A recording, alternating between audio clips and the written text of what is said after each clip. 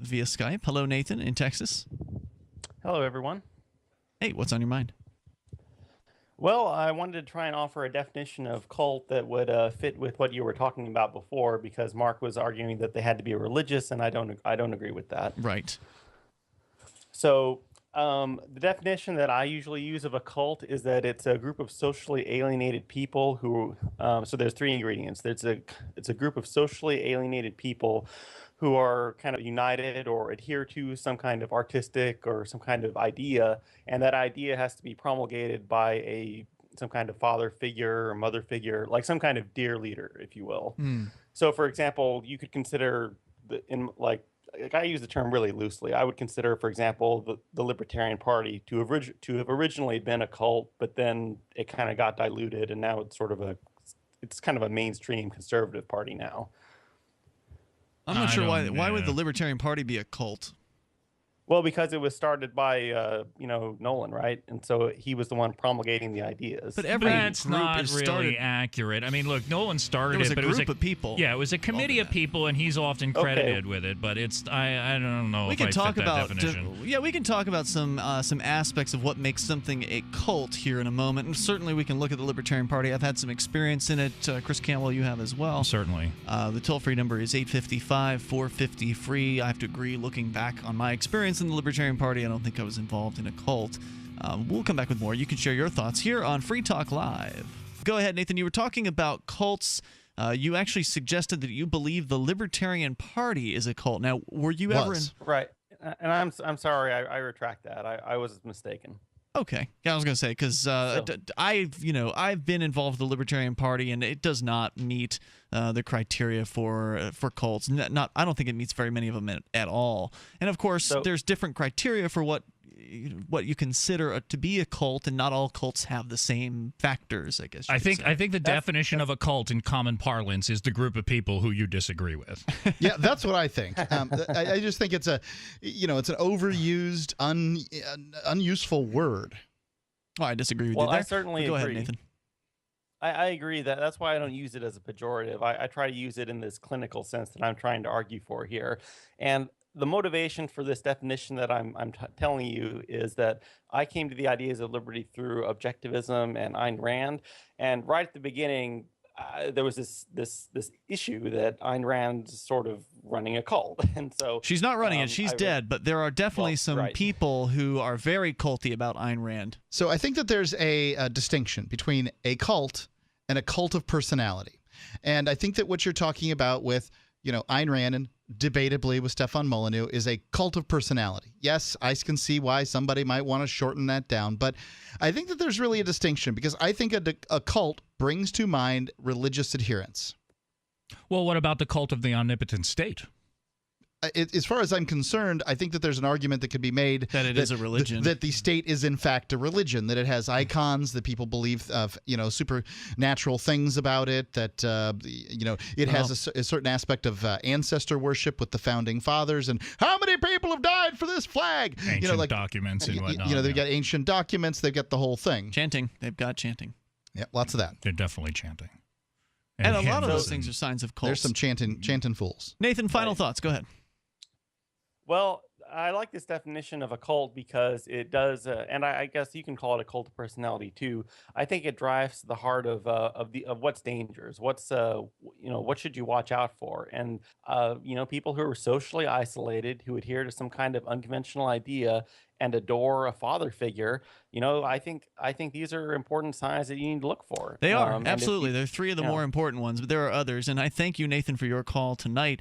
Again, you can hook up with us on Skype like he did at username LRN.FM. Just send a contact request. It will be approved. Now, there are a lot of different articles and news stories and websites about cults, and so people have been researching cults, and there's certain factors that are worth looking at to determine whether or not the group that you are involved with or your loved one is involved with is or is not a cult. And some cults are more dangerous than others. That much is certainly true. So let's jump into this. This is from CSJ.org. This is the characteristics associated with cultic groups revised. So here we go. The group displays excessive, zealous, and unquestioning commitment to its leader, whether he is alive or dead, regards his belief system, ideology, and practices as the truth, as law. Every single government and religion that has ever existed.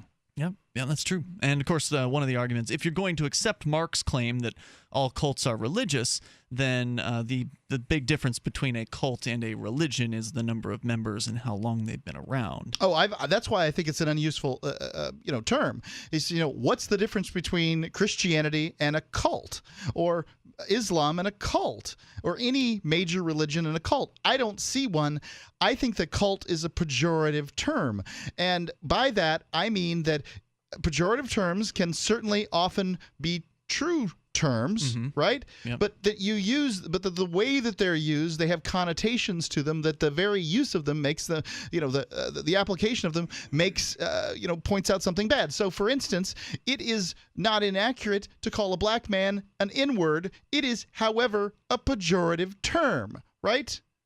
Yeah, I would say that's inaccurate because it's a insulting term. It's not descriptive at all. Well, it depends on Indeed. who's saying it, I guess, right? I mean, if people use the N-word on the street all the time, and depending on your skin color, you might get away with it, or you might get your head cracked open. But there are plenty of people who would point out, if they are black, that they would not accept that they are the N-word. So it is completely inaccurate. Have you ever in a lot of watched cases. like Cat Williams or any rap song ever? Yeah, Sure, and I also some people will accept it, but not all of them. What will. I don't see you doing is turning to your computer and taking away and trying to find the definition of that word, because you know what the definition of that word is, and that it would be accurate. It is pejorative, and that's what I believe cult is. It may be accurate in its application at Do you times, have a better but it word is to pejorative. describe a creepy group of people that surrounds a charismatic leader and devotes to him their time, their money, their effort, to the point where they are willing to completely shut out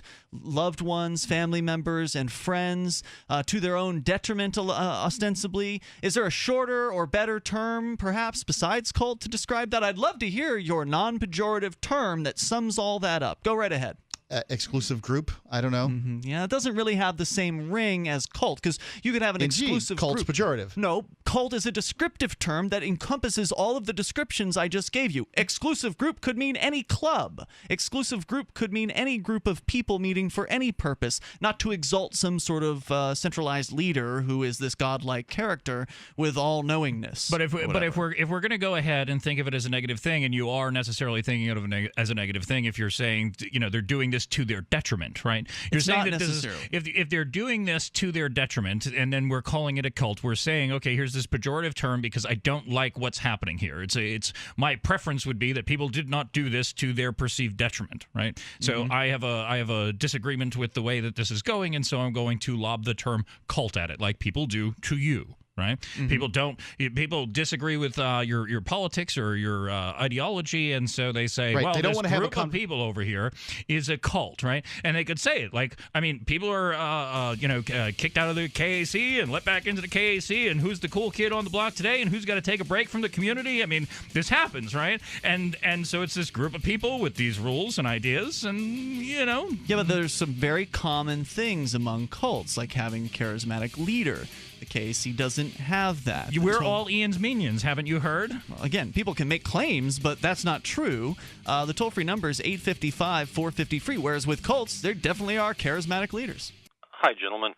Well, the former Cult Awareness Network, I don't agree with a lot of their characteristics of a cult. I mean, I don't agree with a lot of their actions, like kidnapping people from Scientology, for example, but I do agree with their characteristics of a cult, including things like the leader saying they have a special relationship with God, et cetera, if anybody wants to check that out.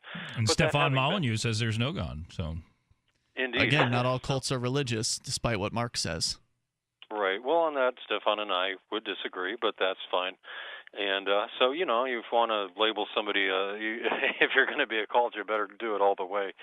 And I really called in to say, though, that the world would be a better place if honest folks would shun their dishonest relatives rather than enabling them and wasting their own time and giving them emotional support. Oh, I totally agree with that. I think that there's a certain viewpoint that because someone's related by blood that you owe them something in this world, and that Right. I just don't understand.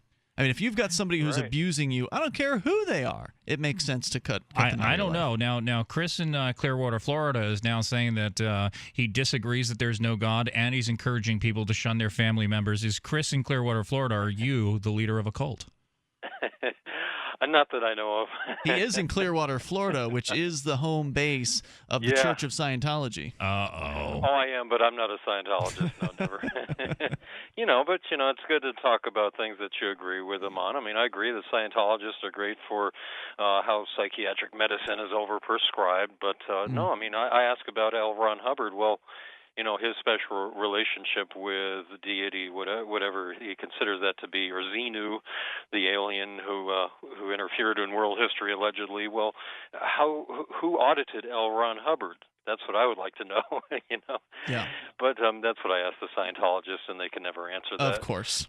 But what I would really like to point out, though, is that I had to separate from my family because I have a psychopathic brother who framed me 3 times. He's a confidential informant, and caused me to be Wow. falsely arrested 3 times, and subsequently charged, and got those charges mostly dismissed. But he would talk the ear off of my late parents, who supported and enabled him to attack others like myself. So I don't take it personally, but he ended up stealing their life savings, as I had warned them he was planning to do. He felt he was entitled to.